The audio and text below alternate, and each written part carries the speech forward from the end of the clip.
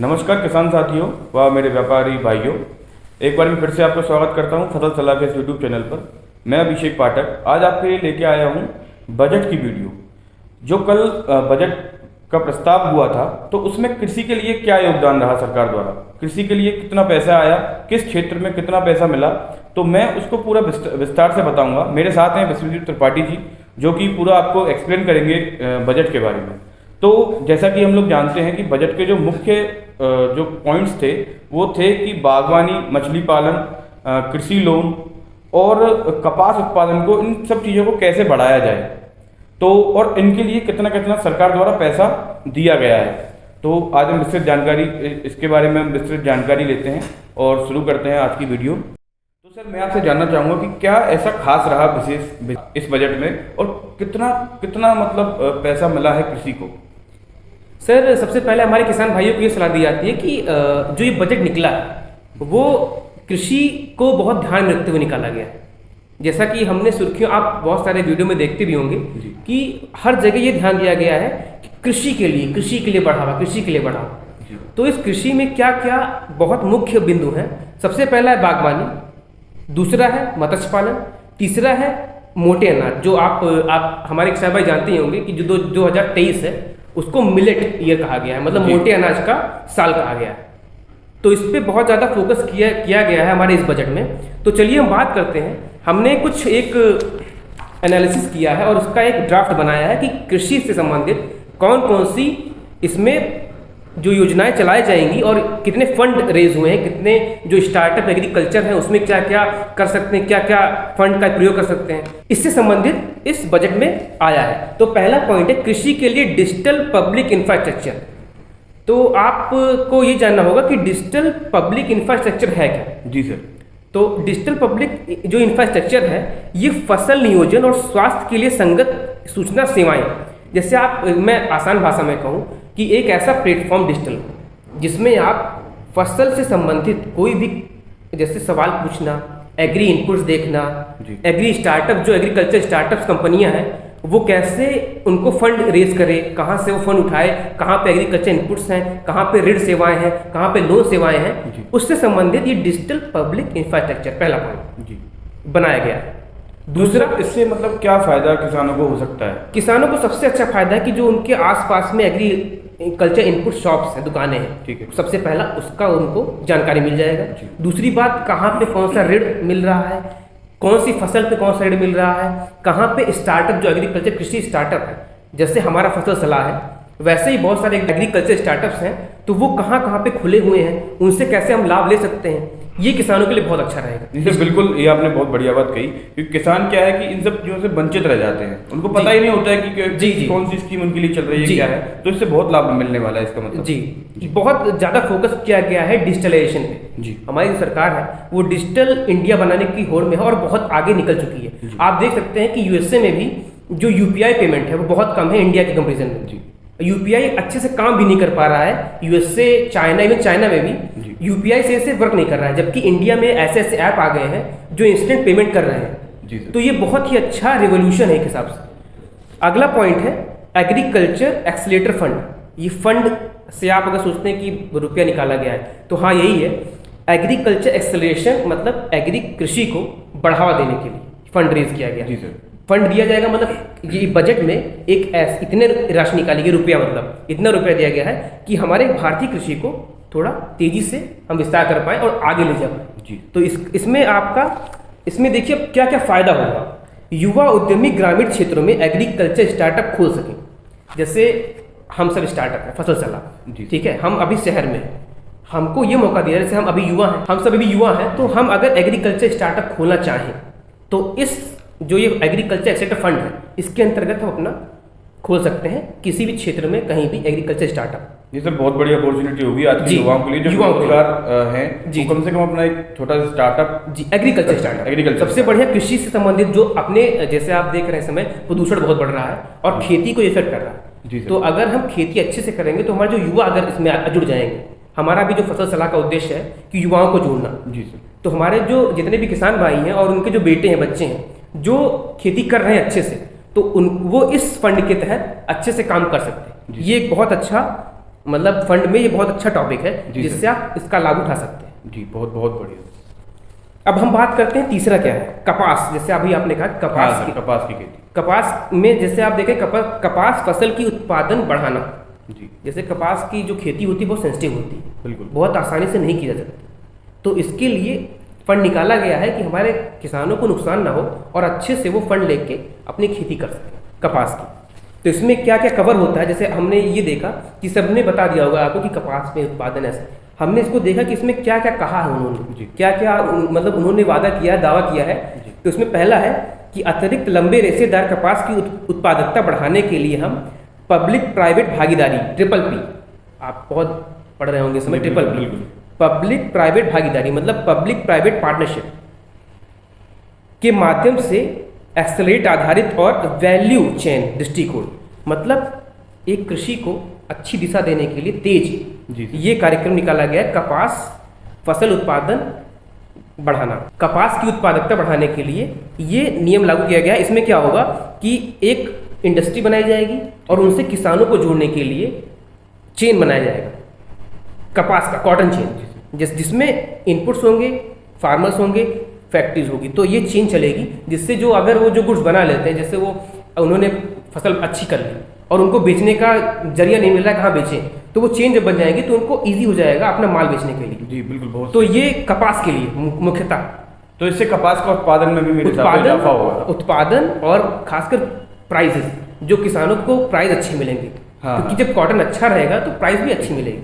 तो इसके लिए ये उन्होंने बहुत किया है। बहुत सराहनीय कदम है सर किसानों के जी लिए, जी, जो कपास की हम खेती करते हैं। जैसे आपने भी बहुत मतलब वो किया होगा इसका एनालिसिस, जी सर। तो इसमें यही इसका है कि कपास जो है सेंसिटिव क्रॉप है, तो इसके लिए इन्होंने ये कदम उठाया। तो सर मैं आज आपसे पूछना चाहता हूँ कि जो कृषि बागवानी का जो टॉपिक वहाँ पे प्रस्ताव हुआ था इसके बारे में जी जी, बताया था, कृषि बागवानी, हाँ जी कृषि बागवानी, हाँ ये इससे मुख्य, क्या क्या उसमें जी फायदा जी मैं मिलेगा उसी पे आ रहा था। जी आत्मनिर्भर बागवानी स्वच्छ पौध कार्यक्रम, इसमें क्या होगा, ठीक। इसमें जो बागवानी कर रहे हैं, टेरेस गार्डनिंग या फिर खेती कर रहे हैं बागवानी, जितने भी लोग हैं जी उनके लिए प्रस्ताव रखा गया है और उनके लिए फंड रेज हुआ है। लगभग 2200 करोड़ रुपए निकाले गए जो ये बागवानी के लिए, ये बहुत ही बड़ा अमाउंट है। बहुत बड़ा। और इसमें हाई वैल्यू बागवानी, जैसे जो बड़े बागवान हैं जो खेती करें, बागवानी हॉर्टिकल्चर डिपार्टमेंट में जो काम कर रहे हैं या फिर हॉर्टिकल्चर संबंधित जितने भी, जैसे जितनी बागवानी फसलें हैं उनसे संबंधित जो भी कर रहे हैं उनके लिए फंड रेज हुआ है, जिसमें वो क्या क्या आपको ध्यान देंगे, रोग मुक्त करना कैसे है, गुणवत्ता कैसे बढ़ानी है फसल की, बागवानी फसलों की, इसमें ये पूरा इसका ये टॉपिक जो है ये इसी पे फोकस है। ओके।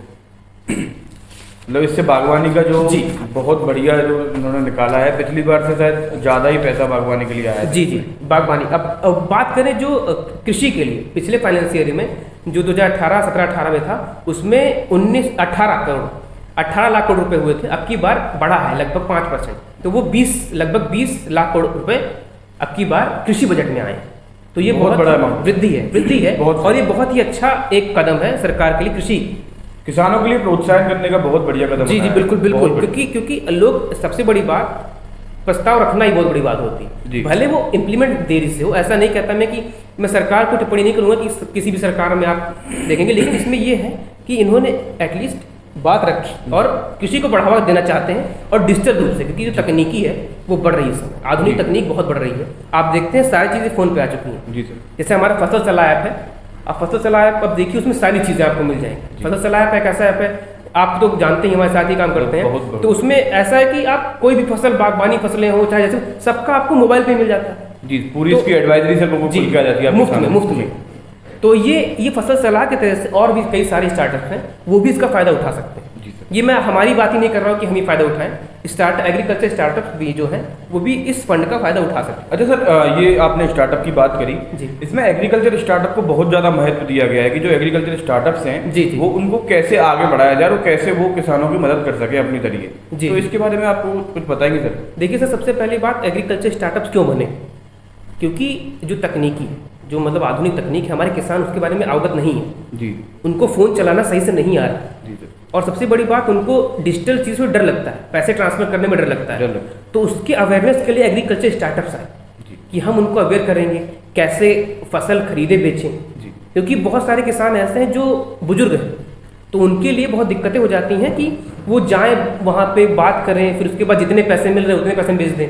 अब ऐसे ऐसे एग्रीकल्चर स्टार्टअप जैसे हमारा ही है, हमारा जो ऐप है उसमें आपको ऐसे मिल जाता है कि आप घर बैठे फ़ोन से ही हम डील करवा देंगे आपको फसल का, घर से आके आपका सामान उठा लेके जाएंगे लोग। तो ये ऐसे बहुत सारे स्टार्टअप्स, तो ये कोई बुरी चीज़ नहीं है कि हमारे किसान भाई ये सीख लें कि सबसे पहले आप पैसे जो नहीं कि पैसे फंस जाएंगे यहाँ पे नहीं करें, तो सबसे पहली बात आप एक कदम बढ़ाएं, मतलब आधुनिक जो खेती है उसकी तरफ एक कदम बढ़ाएं।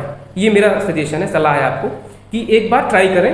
पैसा हमको चाहिए ही नहीं, फसल सलाह को पैसा कभी नहीं चाहिए, क्योंकि पैसा किसानों से हम नहीं लेते, हम सिर्फ सेवाएं देते हैं जिससे खेती अच्छी, और खेती अच्छी होगी तो हमें आप पैदा करेंगे तो हमको खाने को मिलेगा। जी बिल्कुल, सबसे बहुत बढ़िया बात कही है जी। तो अब बात करते हैं कि मिलेट्स, जो मिलेट ईयर है जी, मिलेट मोटे अनाज पे जो हमारी सरकार है उन्होंने क्या कदम उठाया है। तो श्री अन्न, मतलब मोटा अनाज को श्री अन्न नाम दे दिया गया है जी।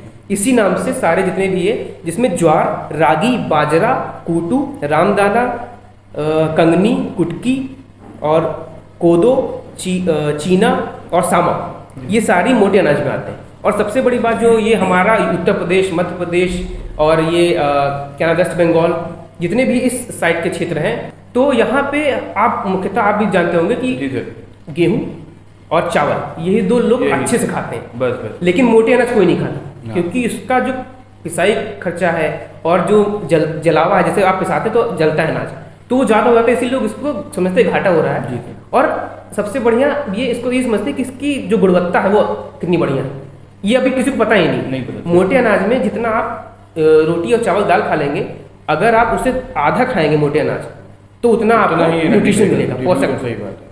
तो ये पता नहीं है, तो इसको बढ़, क्योंकि अब देखिए जब जैसे हमारी पॉपुलेशन भी बढ़ती जा रही है, तो ये क्यों निर्धारित किया गया कि ये मोटा अनाज वो साल रहेगा जी, मिलेट ईयर क्यों किया गया? क्योंकि देखा गया कि जब खपत है, क्योंकि इतने सारे पॉपुलेशन बढ़ ही रही है, तो उसमें जो खपत बढ़ जाती है जी। तो किसी को मिल रहा है, बहुत ज़्यादा मिल जा रहा है, किसी को मिल ही नहीं रहा है, तो इसलिए इसको बैलेंस करने के लिए हम ये कह रहे हैं कि हमारे यहाँ जब सब अनाज होते हैं, तो क्यों ना हम इसका प्रयोग करें जो भी उससे अच्छा गुणवत्ता, मतलब उससे अच्छा पोषक देता है, पोषण हमको देता है। तो इसलिए इसमें ये है कि ये सारे जो फसल हैं उनको बढ़ावा देने के लिए, मतलब उनके पैदावार को बढ़ावा देने के लिए ये किसान इसको उगाएं और जी, और उसको मार्केट में, हाँ, मार्केट में अच्छे रेट पे बेचें, इसलिए ये प्रोग्राम चलाया गया है मिलेट ईयर। ठीक। और अब बात करते हैं कृषि ऋण, जो बहुत ही महत्वपूर्ण हमारे किसान भाइयों के लिए है। इसमें जो लोन था, जो बीमा था, उसका जो फंड रेज हुआ है वो लगभग 20 लाख करोड़ रुपए बढ़ा दिया गया। ये सबसे ध्यान देने योग्य बात है हमारे किसानों के। बिल्कुल। तो इसमें पशुपालन जो भी किसान कर रहे हैं, डेयरी का, मत्स्य पालन का, इन तीनों को, और जो भी खेती कर रहे हैं उसमें 20 लाख करोड़ रुपए बहुत अच्छे अमाउंट है जी, और फिर इसका बहुत ज़्यादा फायदा मिलेगा जी। और अब बात करते हैं मत्स्य पालन क्षेत्र को। मुख्यतः इन्होंने अभी पहले मैंने आपसे बात की, हमने पूछा कि मत्स्य पालन में क्या किया गया है, तो इसमें 6000 करोड़ रुपए फंड रेज की, मतलब फंड निकाले गए हैं, जिसमें जो पीएम मत्स्य संपदा योजना के अंतर्गत इसको तो ये 6000 करोड़ हैं जो खाली बस मछली पालन के लिए निकाले गए जी। 6000 करोड़ रुपए मछली पालन के लिए निकाले गए, बहुत बड़ा अमाउंट जी। जिसमें जो नई उप परियोजना में इसको शामिल कर दिया जाएगा, जिसमें मछुआरे, मछली विक्रेता, सूक्ष्म और लघु उद्यमी ये सब इसका फायदा उठा सकते हैं। तो ये था कुछ मुख्य बिंदु। इसके इतना डिटेल वीडियो आपको कहीं नहीं मिलेगा, इसे फसल सलाह पे मिलेगा। हमारे अभिषेक पाठक और मैं विश्वजीत त्रिपाठी जी ने मिलकर ये बनाया है इस कंटेंट को, और आपके लिए ये इसलिए बनाया है क्योंकि आपको हर जगह बहुत सूक्ष्म नॉलेज मिलेगी, इसका ज्ञान मिलेगा कि बजट में कृषि संबंधित क्या है। हमने पूरा आपको एक ब्यौरा दे दिया, और आपको अगर और डिटेल में चाहिए तो आप फसल सलाह ऐप को इंस्टॉल करें, उसमें आपको PDF मिल जाएगा, उसको अच्छे से पढ़ें और हमसे सवाल पूछें कि इसमें क्या क्या मतलब योजनाएं हैं, इस योजना के तहत कहाँ कहाँ पे क्या है, सब आपको विस्तृत तरीके से मिलेगा। तो अब वैसे तो हम आपको गवर्नमेंट स्कीम वगैरह सारी की सारी हमारे ऐप पे डालते हैं, जो जिससे कि किसानों में पता चलता रहे कि भाई ये नई सरकारी योजना आई है किसानों के लिए जी। तो उसको आप खोल कर देख सकते हैं। बाकी ये जो बजट का वीडियो था, ये आशा करता हूँ कि आपको पसंद आया होगा और इसमें आपको विस्तृत जानकारी भी मिली होगी। तो बने रहिए फसल सलाह के साथ। आज के लिए बहुत बहुत धन्यवाद। मिलते हैं नई वीडियो में एक नई ऊर्जा के साथ। जी सर, तब तक के लिए जय हिंद, जय भारत, जय जवान जय किसान। धन्यवाद।